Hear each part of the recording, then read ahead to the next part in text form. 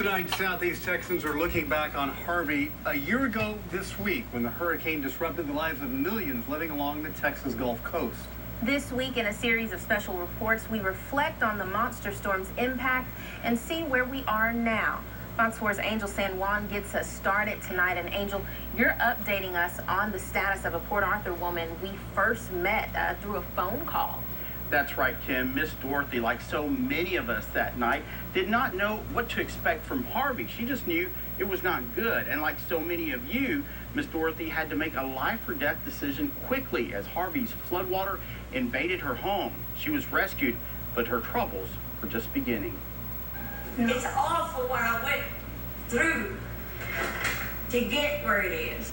Dorothy Henley finally has her dream home, but getting to this point was a nightmare. It was very scary. I had never flooded before. I didn't really leave. We first learned of Miss Dorothy, as she's become known to many of our viewers, when she made a frantic call to our station during the overnight hours when Tropical Storm Harvey was pounding our area with rain and floodwater was quickly rising in Port Arthur, where Dorothy lives. Miss Dorothy, are you on the line there? Her call got on air with anchor Jasmine Stiles and our longtime chief meteorologist, Greg Bostwick. My first thought was, I'm going to call Channel 6.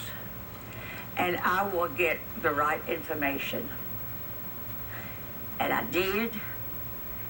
And I even was able to communicate with Greg. And that gave me a whole lot of confidence, more than I had. An airboat eventually came to rescue Dorothy. It had to actually pick me up because the water would have been over my head. She still suffers from flashbacks. For a long time, when someone started a car, it reminded me of the airboat that rescued us. Dorothy left her home with 8 inches of water inside. Much more would flow in and destroy everything she owned. I told myself, you have insurance. So what I didn't realize was that a whole lot of people had flooded. And I thought at first it was going to be a quick thing. Rebuild, and no, it wasn't. Harvey finally left, but Miss Dorothy's struggles were just beginning. That was hard to go to my agent and say, I have to pay my insurance for another year and I haven't got a dime yet. That's right, that keeps me going. Miss Dorothy and Jasmine reunited a few weeks after the storm. At that time, Dorothy showed us the enormity of the damage to her home, but she remained upbeat and optimistic. Fearing looters, she decided to stay in her house during its reconstruction, which we could describe as Harvey's aftershock. He came and, of course, was, very sympathetic and all this kind of stuff. And all that time, he was sticking a knife in my back. Dorothy is talking about the contractor she hired. I'm just now able to talk about it to you, Angel. Miss Dorothy accuses that contractor of ripping her off, taking more than $30,000 from the 81-year-old storm victim. I went 6 weeks sitting in a recliner, one recliner, in that sunroom, making calls and calls and calls to him.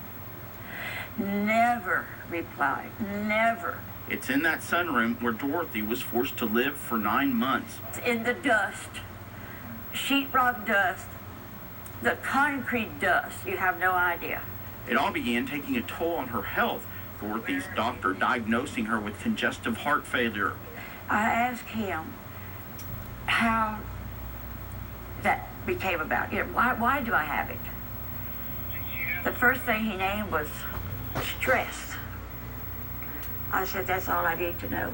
Miss Dorothy says the house itself became a threat to her safety. I fell 7 times in this house because that contractor did not put me a subfloor. I was walking on 2x4s.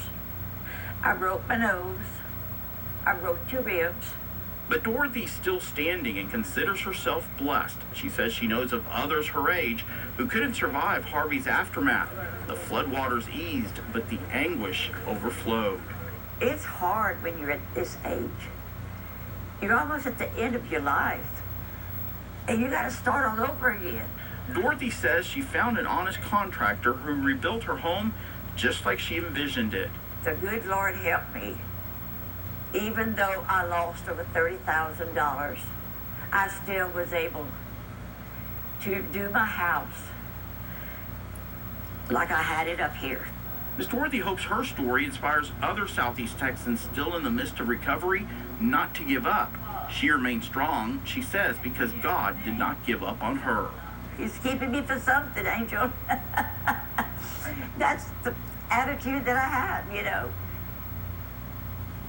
And tomorrow, Tom Wright continues our week-long series on Harvey. He talks to furniture entrepreneur and philanthropist Mattress Mac. Mattress Mac opened his stores as shelters to storm victims, how he is still helping